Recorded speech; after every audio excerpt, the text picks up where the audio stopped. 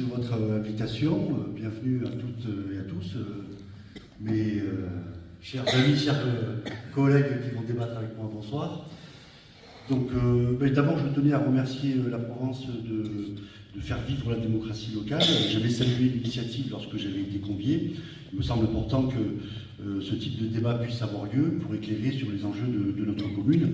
Et il me semble très important aussi de soutenir, et notre présence c'est cela également, la presse régionale dans sa diversité.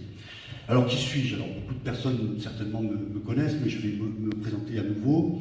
Donc, je suis Karim Gendouf, j'ai 54 ans. J'habite La Ciotat depuis maintenant plus de 30 ans. J'ai deux enfants qui sont nés dans notre belle commune et qui ont fait leur scolarité sur La Ciotat. Je me suis engagé en politique après avoir eu un parcours professionnel sur notre commune, puisque j'ai œuvré à la mise en œuvre avec d'autres, à la mise en place de la mission locale du canton de La Ciotat, c'est sur les questions d'emploi, de formation et d'insertion des jeunes, et sur la carte jeune, où là on est le bureau information jeunesse, excusez-moi, où on est plus sur l'accès aux loisirs, à la culture, au sport pour les jeunes. Et donc j'ai rencontré une dame fantastique qui s'appelait Madame Sana, et j'ai décidé donc de m'engager politiquement. Et j'ai été élu, je suis conseiller municipal depuis maintenant 2000 ans. Donc un parcours classique de militant politique, je suis membre du Parti communiste français, et j'ai eu à plusieurs reprises le bonheur et l'honneur de conduire une liste de rassemblement de la gauche.